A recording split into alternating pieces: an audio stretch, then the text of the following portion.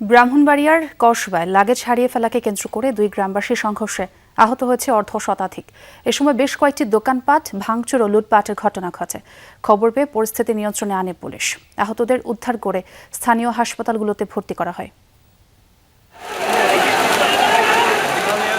ব্রাহ্মণবাড়িয়ার কসবা পৌর শহর এলাকা। বৃষ্টির মধ্যেই দেশীয় অস্ত্র নিয়ে সংঘর্ষে জড়ায় শাহপুর ও আড়াইবাড়ি গ্রামের লোকজন। আতঙ্ক ছড়ায় আশপাশের এলাকাতেও। সংঘর্ষ চলাকালে পৌর শহরের কদমতলী উপজেলা স্বাস্থ্য কমপ্লেক্সের সামনে দোকানপাট ভাঙচুর ও লুটপাটের ঘটনাও ঘটে। স্থানীয়রা জানায়, শাহপুর গ্রামের বাসিন্দা মরিয়ম বেগম সৌদিতে ওমরা পালন করতে গেলে তাকে একটি লাগেজ দেন হজ কাফেলার মোয়াল্লেম গিয়াসউদ্দিন। তবে দেশে ফেরার পথে লাগেজটি হারিয়ে ফেলেন মরিয়ম।